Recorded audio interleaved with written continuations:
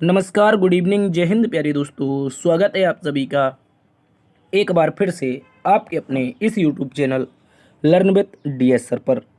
साथियों, आज की इस क्लास में हम आप सभी के लिए एक बार फिर से लेकर के हाजिर हो चुके हैं आरपीएफ कांस्टेबल तथा एसआई परीक्षा 2024 के लिए रीजनिंग का एक बेहतरीन प्रैक्टिस सेट। साथियों, आज की इस क्लास में हमारा रीजनिंग का प्रैक्टिस सेट नंबर 27 होगा, यानी कि आरपीएफ कांस्टेबल के लिए आज हम 27 नंबर का प्रैक्टिस सेट देख रहे हैं। और इससे पहले कि यदि आपने पिछले 26 पार्ट नहीं देखे हैं तो आप पिछले पार्ट को भी जा करके देखिएगा। वहाँ पर भी हमने आरपीएफ कांस्टेबल और एसआई से संबंधित बहुत ही महत्वपूर्ण प्रश्नों को क्लास में शामिल किया है। चलिए बात करते हैं आज की इस क्लास के बारे में। तो बहुत ही शॉर्ट ट्रिक के माध्यम से इस क्लास को जानने का प्रयास करेंगे और कुछ इस प्रकार से प्रश्न होंगे, जैसे कि क्वेश्चन नंबर 10 आपके सामने है, जिसमें लिखा गया है निम्न में से अगली आकृति क्या होगी। प्यारे दोस्तों, यहाँ पर 4 आकृतियाँ हैं। इसके अलावा इस प्रश्न में एक 5वीं आकृति भी आएगी, तो हम जानेंगे वहाँ पर कि वो 5वीं आकृति क्या होगी। इसके अतिरिक्त क्वेश्चन नंबर 3 देखेंगे, जिसमें लिखा है कि 456 का संबंध अगर 15 से है तो 789 का संबंध किससे हो जाएगा। तो आज की क्लास जो होगी वो एक महत्वपूर्ण क्लास होगी आप सभी के लिए। चलिए दोस्तों, शुरू करते हैं आज की इस प्यारी सी क्लास को। उससे पहले एक जानकारी ले लीजिए। यदि आप इस क्लास का पीडीएफ चाहते हैं, अगर पीडीएफ से प्रैक्टिस करना चाहते हैं, तो डीएस सर ऑफिशियल नाम से टेलीग्राम ग्रुप है। यहाँ पर हम आपको डेली के बेसिस पर क्लास की इन्फॉर्मेशन और पीडीएफ प्रोवाइड करवाते हैं, तो आप यहाँ पर ज़रूर ज्वाइन कर लीजिएगा। इसके अतिरिक्त अगर पहली बार चैनल पर आए हैं तो चैनल को एक बार सब्सक्राइब भी कर लीजिएगा। चलिए, क्वेश्चन नंबर 1 में आप सभी का स्वागत है। सभी प्यारे साथी इसका उत्तर बताएंगे। प्रश्न नंबर 1, जिसमें बोला गया है यदि माइनस एवं प्लस चिन्हों को आपस में बदल दिया जाए तो निम्नलिखित समीकरण का मान क्या होगा। यानी कि जो माइनस है उसको प्लस से रिप्लेस कर दें और जो प्लस है उसको माइनस से रिप्लेस कर दें। चलिए देखते हैं दोस्तों। तो यहाँ पर आपके सामने सबसे पहले 38 है, माइनस के स्थान पर हम प्लस लगा देंगे। उसके बाद 2 होगा, फिर उसके बाद जहाँ पर प्लस है वहाँ पर माइनस लगा देंगे। गुणा को हम गुणा रहने देंगे, 6 कर देंगे और डिवाइड करेंगे किससे प्यारे दोस्तों, 6 से। तो अब यहाँ पर देखिए, अब इसमें क्या करते हैं हम लोग, बोर्ड मास लगाते हैं, BODMAS। तो प्यारे साथियों, यहाँ पर bracket of divide multiply add subtract. तो डिवाइड से शुरू करेंगे, 6 एकम 6, यहाँ पर गुणा रहेगा 1 का और बीच में माइनस रहेगा। उसके बाद ये आपस में जुड़ जाएंगे तो 38 2 हो जाएगा 40। 40 में प्यारे दोस्तों आपका 1 एकम 1 घट जाएगा, यानी कि प्रश्न का उत्तर आएगा 39। क्या आएगा? 39 आएगा। इस बात को याद रखेंगे। कहीं पर गड़बड़ हुई है क्या? जल्दी से बताओ, कहीं पर गड़बड़ हुई है? कुछ तो गड़बड़ हो रहा है। दिया कह रहा है जहाँ पर माइनस है वहाँ पर प्लस कर दो, जहाँ पर प्लस है वहाँ पे माइनस कर दो। तो मुझे लग रहा है कुछ तो गड़बड़ हुई है। 39 उत्तर होना चाहिए यार। एक बार फिर से चेक करते हैं। देखो देखो, यहाँ पर क्या है, 38 जहाँ पे माइनस है वहाँ पे हमने प्लस कर दिया। ठीक है, ये प्लस कर दिया और जहाँ पे प्लस था वहाँ पे हमने माइनस कर दिया। तो देखो 38 2 40, तो सीधा ये हो रहा है और इसका इसमें भाग लगेगा, 1 बचेगा, 1 एकम 1 मतलब 40 में से 1 जाएगा 39। भैया विकल्प यहाँ पर ई नंबर का एक अलग से बना लो। ये सारे के सारे ऑप्शन गलत हैं, इस बात को याद रखेंगे। चलिए अगले प्रश्न में चलते हैं। साथियों, क्वेश्चन नंबर 2 हमारे सामने है, ब्लड रिलेशन का क्वेश्चन है। कहा गया है किसी महिला की माँ के पिता के इकलौते पुत्र का उस महिला के पिता से क्या संबंध होगा। प्यारे दोस्तों गौर से देखो, किसी महिला की माँ, किसी महिला, मान लेते हैं रैंडमली यहाँ कोई एक महिला है, यहाँ कोई एक महिला है, महिला की माँ, महिला की माँ ऊपर आ जाएगी इसके। ठीक है, इस बात को याद रखेंगे। महिला की माँ के पिता अर्थात इस माँ के भी पिता हो जाएंगे। ठीक है, पिता का, कह रहे महिला की माँ के पिता के इकलौते पुत्र अर्थात इनके इकलौते पुत्र अर्थात माँ के भाई हो जाएंगे। गौर से देखो, ये क्या हो जाएंगे, माँ के भाई हो जाएंगे। इस बात को याद रखेंगे। कह रहा है कि किसी महिला की माँ के पिता के इकलौते पुत्र का उस महिला से क्या संबंध है। का अर्थात उस महिला से लगा है इसके साथ। तो मुझे ये बताओ, ये महिला इसको क्या कहेगी, इसको मामा बोलेगी। क्या बोलेगी भैया बताओ? मामा बोलेगी। देखो गौर से समझो प्यारे दोस्तों, बोला किसी महिला की माँ, मैंने कहा कोई रेंडमली एक महिला है, इस महिला की माँ के पिता अर्थात इनके पिता, तो इस महिला के कौन हो जाएंगे, नाना के इकलौते पुत्र। भैया मेरे नाना के इकलौते पुत्र ये हो जाएंगे, ये आएंगे, अर्थात मेरी मम्मी के भाई होंगे नाना के इकलौते पुत्र। का अर्थात इसका उस महिला से अर्थात इसी महिला से क्या संबंध है, तो भैया मामा बोलेगा। क्या बोलेगा? ओहो, कुछ तो गड़बड़ हुई है। यहाँ पर बोला है उस महिला के पिता से। ओहो, यहाँ पर महिला से नहीं पूछा, उस महिला के पिता से क्या संबंध है। तो देखो यहाँ पर गौर से समझो, एक बार फिर से महिला के साथ नहीं लगाया। देखो यहाँ पर गौर से समझेंगे आप लोग, ये जो महिला आई थी, ये जो महिला थी, इस महिला की माँ के पिता के इकलौते पुत्र, इस महिला के पिता के से क्या संबंध है? इस महिला के जो पप्पा होंगे, अर्थात यहाँ पर मम्मी की शादी करानी पड़ेगी। भैया इस महिला की मम्मी की शादी होगी किससे? इस महिला के पापा से। और अब पूछा है कि इनसे क्या संबंध है? अरे पापा से संबंध पूछा है तो ये बोलेगा पत्नी। पत्नी का भाई कौन होता है भाई साहब? साला होता है। पत्नी का भाई कौन होता है? साला होता है, आप लोग बोलोगे। और साला हमें ब्रदर इन लॉ दिया गया है विकल्प नंबर 3 में। प्यारे दोस्तों विकल्प नंबर 3 इस प्रश्न का सही उत्तर हो जाएगा। ठीक है, अगले प्रश्न में आ जाओ। अगला प्रश्न क्वेश्चन नंबर 3 है, जिसमें बोला गया है नीचे दिए गए विकल्पों में से संबंधित संख्या ज्ञात कीजिए। प्यारे दोस्तों यहाँ पर एक संबंध दे रखा है 4, 5, 6 का संबंध किससे है? भैया 15 से है। तो पूछा है कि 7, 8 और 9 का संबंध प्यारे दोस्तों किससे हो जाएगा? तो गौर से समझो प्यारे साथियों, यहाँ पर जो लॉजिक है, अगर हम इन सभी को जोड़ देते हैं 4 + 5 + 6, इन सभी को जोड़ देते हैं तो ये हो जाता है टोटल मिलाकर के 15। ठीक उसी प्रकार इन सभी को जोड़ेंगे और इन सभी को जोड़ेंगे तो 7 + 8 और प्लस में 9, ये कितना हो जाएगा? ये हो जाएगा 9, 8, 17, 7, 24। तो प्रश्न का जो संबंध आएगा वो 24 से होगा। किससे? 24 से। विकल्प नंबर 4 में 24 हमें दिया गया है। विकल्प नंबर 4 हमारा सही उत्तर है। अगले प्रश्न में आ जाओ। क्वेश्चन नंबर 4 बोला गया है साथियों, यदि अंग्रेजी वर्णमाला अनुक्रम के पहले भाग को व्युत्क्रमित किया जाता है तो बाएं छोर से तीसरे अक्षर के दाईं ओर 19वां अक्षर क्या होगा? प्यारे साथियों गौर से समझेंगे। देखो कह रहा है यदि अंग्रेजी वर्णमाला के अनुक्रम के पहले आधे भाग को व्युत्क्रमित किया जाए तो सबसे पहले तो एक बात याद रखो, जो अंग्रेजी वर्णमाला होती है, ये जो अंग्रेजी वर्णमाला होती है ए से जेड तक, ये इसके दो भाग होते हैं। एक तो होता है ए टू एम, क्या होता है प्यारे दोस्तों? ए टू एम होता है। और दूसरा भाग होता है प्यारे दोस्तों एन टू जेड, क्या होता है? N to Z. लेकिन उसने प्रश्न में बोला है कि ए टू एम को व्युत्क्रमित कर दो, यानी कि जो पहला भाग है उसको एम से ए कर दो। ठीक है, उसके बाद दूसरा भाग एज इट इज रहने दो, यानी कि यहाँ से लेकर के जेड तक। तो ये वर्णमाला कुछ हमारी इस प्रकार से बनेगी प्रश्न के अनुसार। पहला हमने आधा भाग व्युत्क्रमित कर दिया, दूसरा हमारा सेम टू सेम है।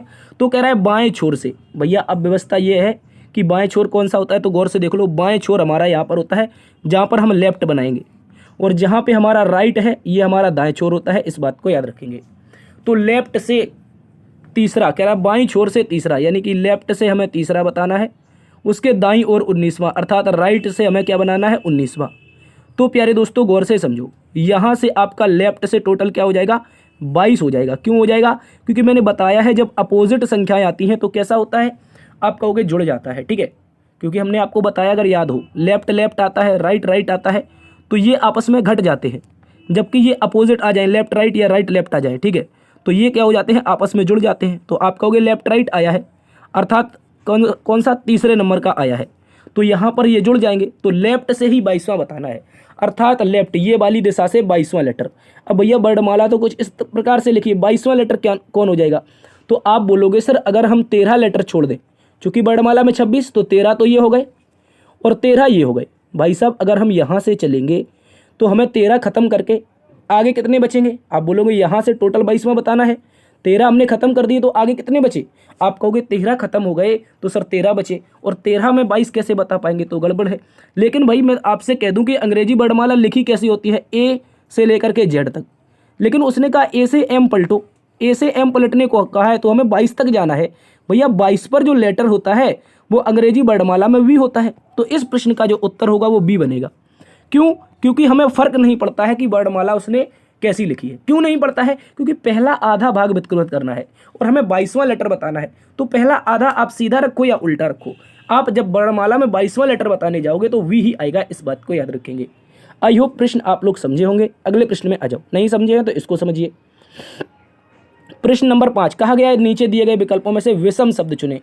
प्यारे दोस्तों गौर से देखो, बीमा है, भविष्य निधि है, वेतन है और शेयर है। इनमें से आप सभी को विषम बताना है। जल्दी से बताएंगे सभी प्यारे साथी इस प्रश्न का उत्तर क्या होगा। देखिए साथियों, जब हम इसकी बात करते हैं तो आप गौर से समझो। पहले बीमा, भविष्य निधि और वेतन और शेयर। तो आप बात अगर गौर से समझेंगे तो वेतन एक ऐसा शब्द है जहां पर रुपए निकाले जाते हैं। क्या होता है? वेतन क्या होता है? सरकार की तरफ से आता है, हम लोग उसमें से क्या कर लेते हैं? रुपए निकाल लेते हैं, ठीक है, इस बात को याद रखेंगे। जबकि बीमा हो, जैसे आपने LIC का बीमा किया, किसी भी चीज़ का बीमा किया, तो उसमें आप क्या करोगे, पैसों को जमा करोगे। भविष्य निधि में भी आप लोग पैसे जमा करते हो, भविष्य के लिए काम आते हैं। शेयर में भी पैसे आप लोग जमा करते हो, अगर शेयर बाजार लगाते हो। तो 3 ऐसे विकल्प हैं जहां पर पैसा जमा हो रहा है, जबकि एक ऐसा विकल्प जहां पर पैसा हम निकाल रहे हैं। तो विकल्प नंबर 3 इस प्रश्न का विषम उत्तर होगा, इस बात को याद रखेंगे। क्वेश्चन नंबर 6 में आ जाओ। क्वेश्चन नंबर 6 आपके सामने दिया गया है, कह रहा है कि एक संख्या अनुक्रम यहाँ पर 48, 73, 27, 56, 812 में सभी विषम संख्याओं में एक जोड़ा जाता है, फिर सभी सम संख्याओं में एक जोड़ा जाता है। कह रहे सभी विषम संख्याओं में एक जोड़ा जाता है और सभी सम संख्याओं में एक जोड़ा जाता है, फिर नए संख्या को आरोही क्रम में लिखा जाता है। दाईं ओर से 5वीं संख्या कौन सी होगी? चलिए पहले गौर से समझो, इसको लिख लेते हैं। है क्या भैया?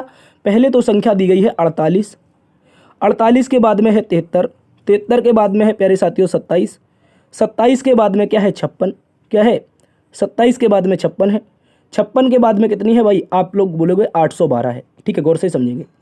48, 73, 27, 56, 812 इनमें बोला है कि सभी सम और सभी विषम में आप क्या कर दो, एक एक जोड़ दो, ठीक है। तो हम कह रहे सम हो या विषम, हमें तो सभी में जोड़ना है, तो हम एक जोड़ करके 5 लिखेंगे, यहाँ पर 9 लिखेंगे, यहाँ पर 8 लिखेंगे, यहाँ पे 4 लिखेंगे, 3 लिखेंगे, 8 लिखेंगे, फिर क्या लिखेंगे 6 लिखेंगे, 7 लिखेंगे, और यहाँ पे 9 लिखेंगे, 2 लिखेंगे और 3 लिखेंगे। क्योंकि उसने बोला है आपको कुछ नहीं करना भैया, इतना सा करना है कि जितने भी संख्याएं हैं उनमें एक एक जोड़ दो, चाहे वो सम हो चाहे वो विषम हो। देखो गौर से, विषम में भी एक जोड़ना है और सम में भी एक जोड़ना है। तो अब यहाँ पर कह रहा है इसको आरोही क्रम में व्यवस्थित करो, यानी कि अब हमें क्या करना है, असेंडिंग और ऑर्डर में से व्यवस्थित करना है। तो असेंडिंग के लिए सबसे छोटी संख्या, सबसे छोटी 2 होगी, 2 के बाद 3 होगी, फिर से 3 होगी। क्यों? क्योंकि एक 3 ये है, दूसरा 3 यहाँ पे है, तो हमने यहाँ पे 2 3 रख दिए, ठीक है। उसके बाद में क्या होगा, 4 होगा, 4 के बाद में 2 4 तो नहीं है, बिल्कुल नहीं है, 5 होगी, 5 के बाद में 6 होगी, 6 के बाद में 7 होगी, 7 के बाद में 8 होगी, फिर 8 होगी, फिर 9 होगी। ओ कुछ तो गड़बड़ हो रही है। देखो 8 कितनी बार में है, एक बार है, 8 2 बार है, तो हमने 2 बार 8 रखा। उसके बाद 9 कितनी बार है, तो आप बोलोगे एक बार 2 बार, 2 बार हमारे पास 9 भी है, तो हम 2 बार 9 रख देंगे, ठीक है। इस तरह से हमारे पास संख्या बन के आएगी। तो अनुक्रम प्यारे दोस्तों ये बन करके आया है। अब उसने पूछा है दाईं ओर से 5वीं संख्या। भैया दाईं बाईं क्या होती है हम कई बार बता चुके हैं, राइट मतलब दायां और लेफ्ट मतलब बायां। तो राइट से बताना है 5वीं संख्या, पहली, दूसरी, तीसरी, चौथी और 5वीं। प्यारे दोस्तों कौन सी आएगी? 7 आएगी। 7 विकल्प नंबर 1 में है, विकल्प नंबर 1 इसका सही उत्तर है। अगले प्रश्न में आ जाओ। अगला प्रश्न बोला है निम्नलिखित में प्रतीक स्टार को प्रतिस्थापित करने के लिए निम्नलिखित में से कौन से गणितीय चिन्हों के किस समुच्चय का उपयोग किया जाना चाहिए। यहाँ यानी कि आप गौर से समझेंगे तो यहाँ पर कुछ स्टार चिन्ह दिए हैं और इन स्टार चिन्हों को हमें प्रतिस्थापित करना है कि कौन सा समीकरण प्रतिस्थापित कर दें। तो भैया गौर से देखो, स्टार को छोड़ करके बाकी चीज आप लिख लो। 9, 9 के बाद में 2, 2 के बाद में बराबर, बराबर के बाद में 96, 96 के बाद में क्या है भैया? आप बोलोगे 3 है, 3 के बाद 2 है। हमने सारे के सारे स्टार छोड़ दिए। अब देखो विकल्प नंबर 1 का प्रयोग करते हैं। तो यहाँ पे गौर से देखेंगे, आप लोग देखेंगे तो पाएंगे सर यहाँ पे हमें पहली बार में गुणा लगाना है, दूसरी बार में प्लस, यहाँ पे लगाना है माइनस, फिर लगाना है प्लस। तो भाई 12 9 108 और 2 110, ये तो 110 हो गया। 96 में से 3 गया 93, 93 2 95, तो भैया ये 95 हो रहा है। आपस में कभी भी बराबर नहीं है, और जब बराबर नहीं हो पा रहे हैं तो काहे के लिए विकल्प नंबर 1 का प्रयोग कर रहे हैं? गलत कर दो इसको। अब दूसरे वाले को देखो, पहले प्लस लगा लो और दूसरी बार में माइनस, और यहाँ पर गुणा लगा लो, यहाँ पे लगा लो भाग। तो भैया अगर आप देखोगे तो 2 से कटेगा 48 दिया, हो जाता है 144। कितना? 144 तो होता है। 48 दूनी 96, 96 144, हाँ 144 होता है। और दोस्तों 12 9 21 में से 2 जाएगा ये 19। भाई साहब कभी भी बराबर नहीं होता है 19 144 के, ठीक है, इस बात को याद रखेंगे। अब यहाँ पे देखो, ठीक है, यहाँ पे गौर से समझो, मैंने कुछ गड़बड़ कर दी क्या? जल्दी से बताओ। अरे 2 में भाग ही नहीं जाता, मैंने कहाँ भाग काट दिया यहाँ पे। ये तो 2 में 3 का भाग ही नहीं जाएगा, लेकिन जब गुणा में होगा तो कुछ इस प्रकार से होगा। देखो हमने सही काटा था, 96 गुणा 3 बटे में 2। अब भाई 2 से काटोगे तो 48, और 48 दिया 144, तो सही तो किया था यार, ठीक है। अब देखो गौर से, इसके बाद हमने जब विकल्प नंबर 2 का प्रयोग किया तो गलत हो रहा है, ठीक है। विकल्प नंबर 2 क्या हो रहा है? गलत। 1 मिनट, 2 को गलत करना है, 3 को नहीं दादा। अब देखो यहाँ पे क्या करना है, यहाँ पे लगाना है प्लस, और यहाँ पे लगाना है गुणा, यहाँ पे लगाना है भाग, उसके बाद में क्या लगाना है? तो आप बोलोगे यहाँ पे माइनस लगाना है। तो अब देखो साथियों क्या हो सकता है, आप बोलोगे 12 का 12 9 दूनी 18, यहाँ पर 12 प्लस 18 हो जाएगा प्यारे साथियों। इसके बाद देखेंगे तो 96 यानी कि 3 का भाग जाएगा तो 32 या 96 होता है, माइनस का 2 हो जाएगा। 18 12 जोड़ोगे 30 होगा, और 32 में से 2 जाएगा तो 30 बचेगा, अर्थात LHS is equal to RHS कहाँ से आया है सर? विकल्प नंबर 3 से आया है। तो हम विकल्प नंबर 3 को इसका उत्तर लगा देंगे। अगर हम स्टार चिन्हों के स्थान पर प्लस, गुणा, भाग और माइनस का प्रयोग कर दें तो हमारा सही उत्तर आ जाएगा। क्वेश्चन नंबर 8 में आइए प्यारे दोस्तों, कहा गया है, क्या कहा गया है? कह रहा है कि निम्नलिखित में से संख्याओं के उस जोड़े को ढूंढिए जो सामान्य गुण के अभाव में ग्रुप से संबंधित नहीं है। बताओ भैया ऐसा कौन सा गुण है जिसके कारण ये एक ऐसा विकल्प है जो अपने अपने पूरे के पूरे ग्रुप से ही संबंधित नहीं है? बताओ। तो आप कहोगे सर एक तरफ 84, दूसरी तरफ है 67। कितना है? 67। एक तरफ यहाँ पर 112, दूसरी तरफ है 95। ठीक है, एक तरफ यहाँ पर 79 79 और दूसरी तरफ है 63। एक तरफ है प्यारे भैया 167 और दूसरी तरफ है 150। तो बताओ क्या होगा इसका सही जवाब? साथियों अगर आप गौर से देखेंगे तो ये 21 से कटता है, यानी कि किसी न किसी संख्या से एक कट रहा है, ये भी किसी न किसी संख्या से कट रहा है। क्या ये कटेगा? 7 6 13 1 14 नहीं कटेगा, मुझे तो लग रहा है। देखो इनके बीच का अंतर देख लेते हैं भैया, इनके बीच का अंतर देख लेते हैं, शायद उत्तर आ जाए। तो भाई गौर से देखो, यहाँ पर अगर आप घटाने जाओगे 84 का 4 एक्स्ट्रा है, वहाँ पर 13 4 17, अंतर कितने का? 17 का। यहाँ पर आप देखोगे 12 एक्स्ट्रा है, 5 यहाँ पर, 12 5 17, अंतर यहाँ पर भी 17 का। यहाँ पे देखोगे तो आप 79 और 63, अर्थात 9 यहाँ पे एक्स्ट्रा, 7 वहाँ पे, तो प्यारे दोस्तों यहाँ पे 16 हो जाएगा। ठीक है, इसके बाद में देखोगे इनमें से देखो तो इनमें भी प्यारे दोस्तों 17 का ही अंतर आएगा। तो अब आप यहाँ से कह सकते हो, क्या कह सकते हो कि जो विकल्प नंबर 3 है दादा, ये क्या है? विषम है। क्यों विषम है? क्योंकि भैया 3 ऐसे विकल्प जहाँ पर 17 का अंतर आ रहा है, जबकि अन्य कुछ ऐसे विकल्प हैं जहाँ पर हमें केवल और केवल 16 का अंतर मिल रहा है। वो विकल्प का नाम है विकल्प नंबर 3। इस बात को आप सभी अच्छे से याद रखेंगे। चलिए, तो विषम हो जाएगा विकल्प नंबर 3। क्वेश्चन नंबर 9 में आ जाओ। कहा गया है संख्याओं के उस संयोजन को चुने। क्या कह रहा है? संख्याओं के उस संयोजन को चुनिए, चयन कीजिए जिसके अनुसार व्यवस्थित करने पर यह अक्षर एक सार्थक शब्द बनाएगा। भैया कौन सा सार्थक शब्द बनेगा? देखो गौर से देखो, इसको क्या करना है? संख्या के सार्थक शब्द का मतलब है कि इसको हम अरेंजिंग ऑर्डर में व्यवस्थित कर सकते हैं। कर सकते हैं क्या? देखो गौर से देखो, पहला विकल्प, दूसरा विकल्प, तीसरा विकल्प, चौथा विकल्प और पांचवा विकल्प, कुल मिलाकर के 5 विकल्प हैं। तो क्या हम पहले विकल्प का प्रयोग करें तो ये तो 1 पर ही आता है। इसके बाद में दूसरा विकल्प 20 पर आता है। कितने पर आता है भैया? T20 पर आता है। उसके बाद में देखोगे I कितने पर आता है? 9 पर आता है। चौथे को देखोगे तो ये 7 पर आता है। और दोस्तों अगर आप देखेंगे कहाँ पर, अगर आप देखेंगे 5वें नंबर पर तो ये 14 पर आता है।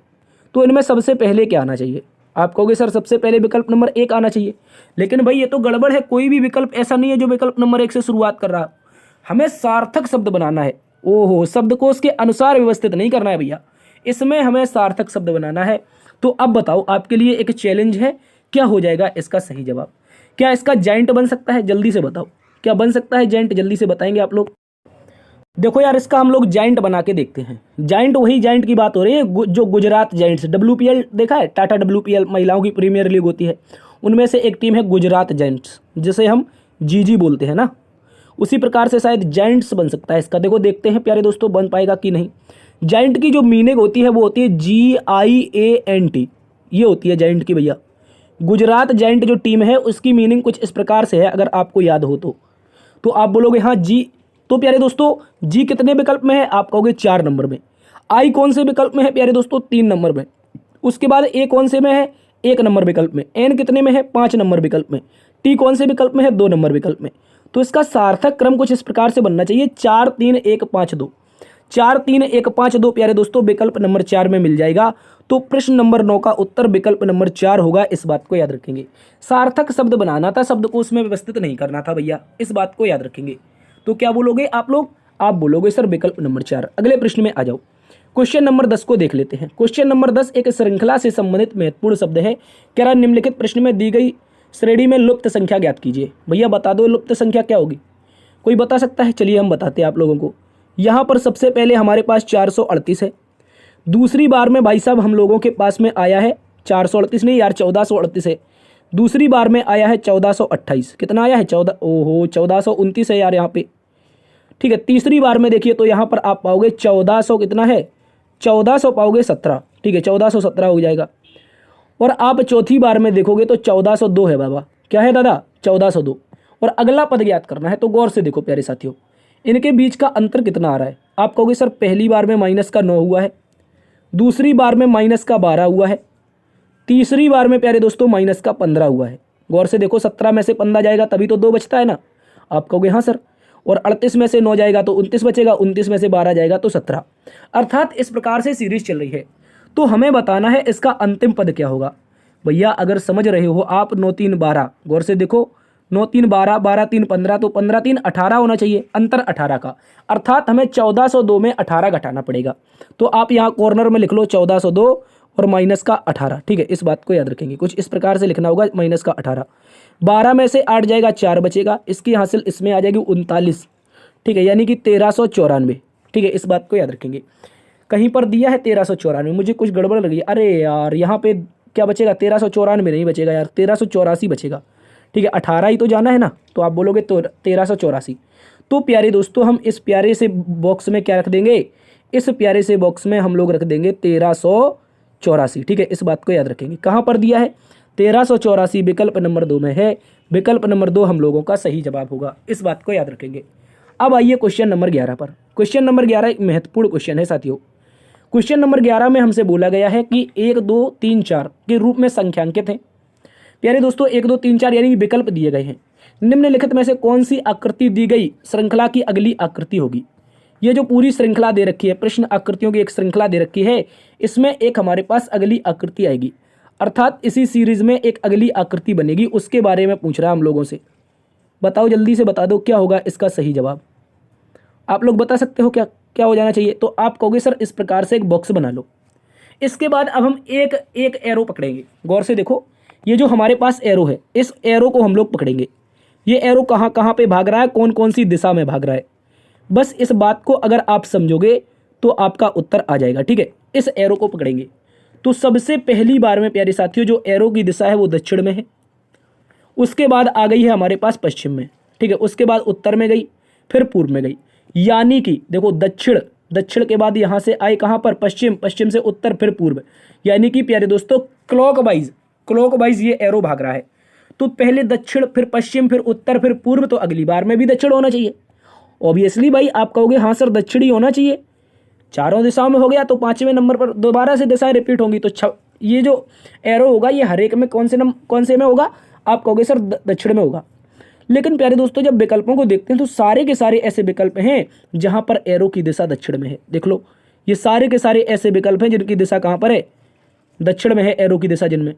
तो अब यहाँ पे आप कैसे ज्ञात करोगे। अब आप बोलोगे ये जो डॉट दे रखे, स्क्वायर दे रखे, बॉक्स दे रखे, इनके हिसाब से। तो पहली बार गौर से देखो, पहली बार में प्यारे साथियों देखोगे 1 स्क्वायर, 2 स्क्वायर, 3 स्क्वायर, उसके बाद में 4 स्क्वायर। तो अगली बार में प्यारे साथियों हमारे पास 5 स्क्वायर आने चाहिए। कितने, 5 डिब्बे आने चाहिए। क्या बोलेंगे आप लोग, ये 5 डिब्बे आने चाहिए सर। तो मैं कहूँगा 5 डिब्बे रख दो। लेकिन कहाँ पे रखेंगे भाई, गौर से देखो, ये जो डिब्बे होंगे ये आपके देखो नीचे था, फिर थोड़ा ऊपर, फिर थोड़ा ऊपर, फिर थोड़ा ऊपर। मुझे तो लग रहा है ये एक ही सीधी रेखा में चल रहे हैं। गौर से देख लो, ये जो डिब्बे हैं प्यारे दोस्तों ये एक सीधी रेखा में चल रहे हैं। ठीक है, ये सारे के सारे डिब्बे आप देख रहे हैं, ये जो बॉक्स दे रखे हैं ये एक सीधी रेखा में चल रहे हैं। तो अगली बार में भी सीधी रेखा में ही होने चाहिए। कहाँ पे होने चाहिए, सीधी रेखा में। तो बीच में होने चाहिए। कहाँ पर होने चाहिए भाई साहब, बीच में होने चाहिए। तो गौर से देख लो, ये तो बीच में है ही नहीं ऊपर वाला, ये तो गलत हो जाएगा, ये तो गड़बड़ है ना दादा। आप कहोगे हाँ सर। इसके बाद में इसको देखो, इसको देखोगे तो ये इसमें तो 4 ही बॉक्स है। ठीक है, ये 2 विकल्प एलिमिनेट हो गए। अब प्यारे साथियों यहाँ पे आप देखिए, पहले जो एरो था हमारा इस कॉर्नर में था, उसके बाद ये मिडिल में आया, फिर इस कॉर्नर में चला गया, इसके बाद अब नीचे आ गया भैया। तो अगली बार में कहाँ आना चाहिए एरो, अगली बार में एरो यहाँ पे होना चाहिए, कहीं यहाँ पे नीचे होना चाहिए ना। आप बोलोगे हाँ सर नीचे होना चाहिए। तो ये ऊपर क्या कर रहा है, इसको गलत कर दो और विकल्प नंबर 2 को उत्तर लगा दो, क्योंकि इसमें एरो हमारा नीचे की ओर है। हर बार में एरो की दिशा परिवर्तित हो रही है। देखो पहले इस कॉर्नर से मिडिल में गया, मिडिल से फिर लास्ट कॉर्नर में गया, फिर बीच में मिडिल में गया, फिर अब मिडिल से नीचे आना चाहिए, अर्थात यहाँ पे एरो आएगा और यहाँ पे एरो केवल और केवल विकल्प नंबर 2 में है। तो साथियों आप लोग कह सकते हैं कि क्वेश्चन नंबर 11 का उत्तर विकल्प नंबर 2 होगा, जिसमें 5 आपके वो क्या बोलते हैं बॉक्स भी दिए गए हैं और एरो भी दिया गया है। इस तरह से उत्तर आ जाएगा हम लोगों का। ठीक है, तो प्यारे साथियों आज की क्लास यहीं पर समाप्त होती है। आशा करते हैं आज की क्लास आप सभी को पसंद आई होगी। अगर पसंद आई है तो सेशन को लाइक कर दीजिए, चैनल को दोस्तों में शेयर कीजिए। पहली बार आए हैं तो प्लीज़ यार सब्सक्राइब कर लीजिए। इसका कोई पैसा चार्ज नहीं है। देखते रहिए आपका अपना परिवार लर्न विद डीएस सर। और हाँ, आपको बता देते हैं कि जो आरपीएफ कांस्टेबल है 30 प्रैक्टिस सेट के बाद हर 2 दिन में एक मॉडल पेपर करवाया करेंगे। प्यारे दोस्तों, इन्हीं प्रश्नों से संबंधित जो 3 टॉपिक हैं, कह सकते हैं मैथ हो गया आप लोगों का, उसके अलावा जीएस हो गया, उसके अलावा आपका हो गया रीजनिंग, तो इनका एक मॉडल पेपर आया करेगा हर 2 दिन में। ठीक है, इस बात को याद रखेंगे। तो आप लोग इसको सब्सक्राइब जरूर कर लीजिए 30 प्रैक्टिस सेट के बाद। ठीक है, 30 प्रैक्टिस सेट जैसे ही हो जाएंगे, 30 आई थिंक, हाँ 30 ही हो जाने चाहिए, 30 के बाद आपके पास मॉडल पेपर आने लगेगा। ठीक है प्यारे दोस्तों, तो ख्याल रखना अपना। मिलते हैं एक नई वीडियो में, तब तक के लिए जय हिंद, जय भारत, जय मां सरस्वती।